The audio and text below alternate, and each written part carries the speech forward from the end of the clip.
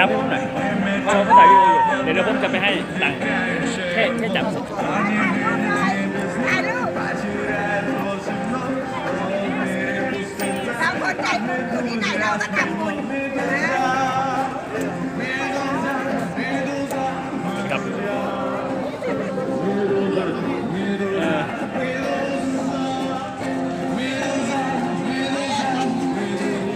ไปแล้วนะ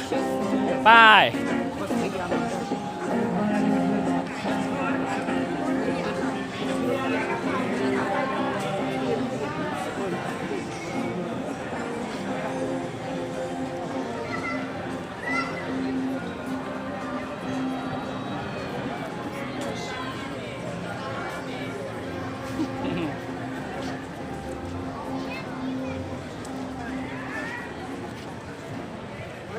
คลิปนี้จะเป็นคลิปที่ยาวเนี่ยนิดนึงเพราะว่าเราจะ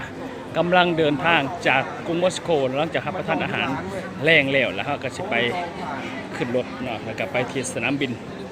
ของมอสโกแล้วก็ตรงไปที่ดูไบออกจากดูไบแล้วก็ตรงต่อไปที่ประเทศไทยนั่นเองซึ่งเวลาอยู่ตรงนี้ก็แตกต่างกับบ้านเราประมาณอยู่4 ชั่วโมงเนาะ4 ชั่วโมงคือสากว่าบ้านเรา4 ชั่วโมงเวลาอยู่มอสโกที่รัสเซียแตกต่างกันหลายแล้วและที่นี่แล้วเวลาเขาเจาะคำเนาะก็คือเวลาคำเขาเจาะคือมืดตั้งแต่1 ชั่วโมงกว่าเดี๋ยวจะแจกมาเลยอันนี้จะมืดอีกทีนึงประมาณอยู่3 ทุ่ม4 ทุ่มก็คือ9 โมงหรือว่า10 โมงก็คืนจังสิมืดอีกทีนึง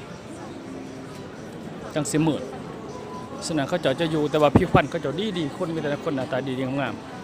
หุ่นห้อยหน้าตาสวดทรงองค์เอวดีมาเลยว่าสันซาคนบ้านคนรัสเซีย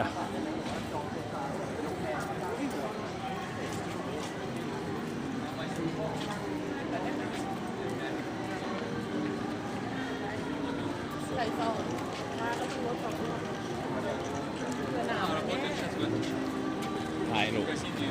ภาพหล่อเลียนเยอะแยะ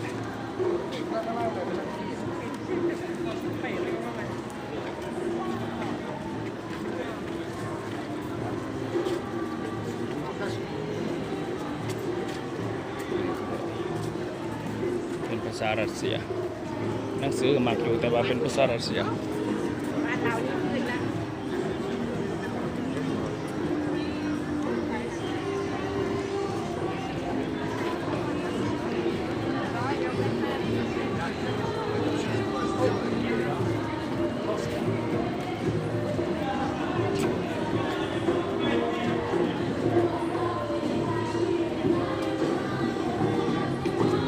วาดรูปคือขนาดเป็น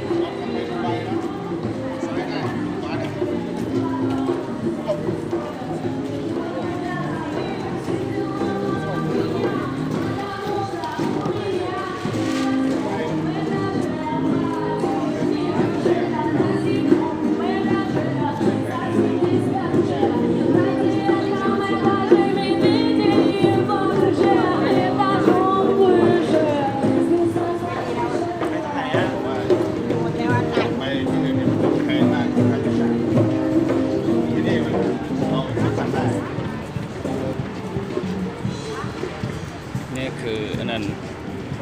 รถ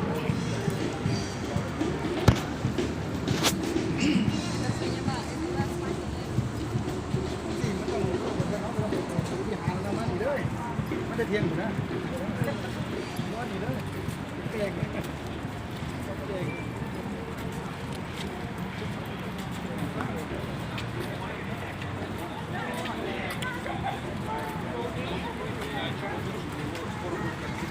ธนาคารเนี่ยที่จะเป็นธนาคารแบงก์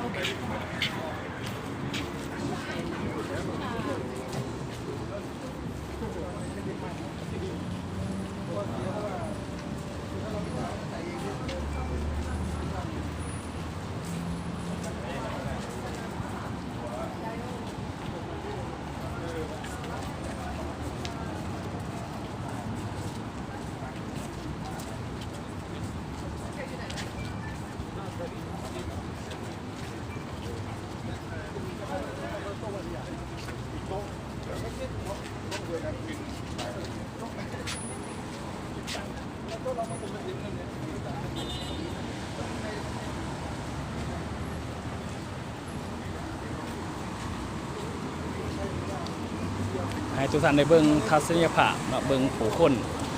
ตามถนนหนทางต่างๆ แล้วเขาอยู่กันจังซี่แต่ว่าช่วงนี้จะเป็นช่วงฤดูร้อนของเขามีโอกาสได้แต่งตัวงามๆแล้วนี่เนาะก็คือแบบเขาจะแต่งตัวงามๆแบบนี้นะเดินถนนสุดยอดเลย แต่งตัวงามทุกคนแต่งตัวดูดีทุกคนว่าซั่นซะแล้วมาเดินถนนกันเนาะถ้าบ้านเฮาก็แม่น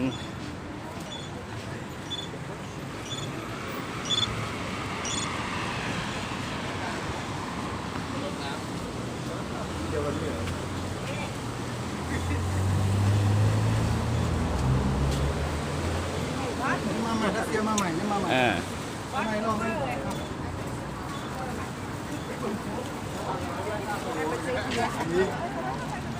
ทำไมเราเรียกเราเป็นกลุ่มยังไง ได้เบียร์ค่ะเราต้องรอ2ไง บอกว่าจาก10,000จะเป็น50,000เขาบอก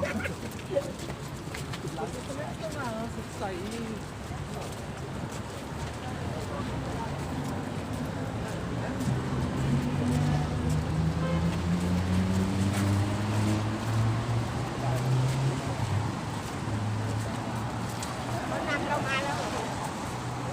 ไกลกัน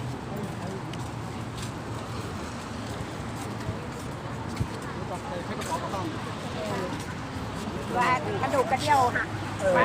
ติดไฟแดงยางพาไฟแดงไฟเขียวแล้วป้าย มาอยู่ที่นี่ก็เลยชื่อสุนทรสกี้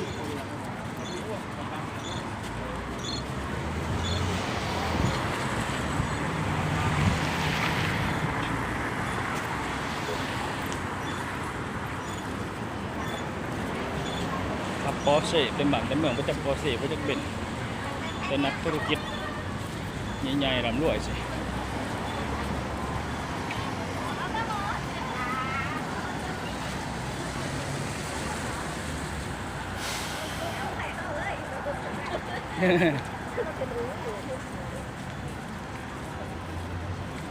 รถอยู่นี่พอดีเลยเดี๋ยวเราขึ้นรถกันแล้วก็เดินทางไปต่อที่สนามบิน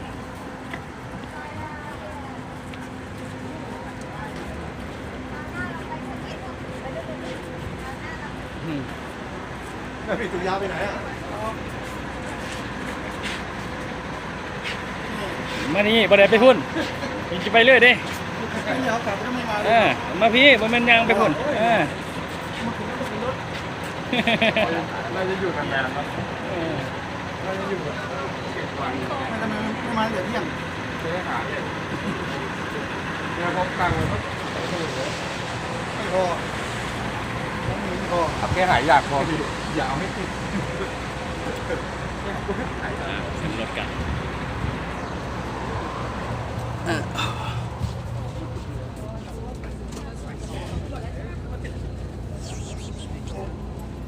จื้อจื้อ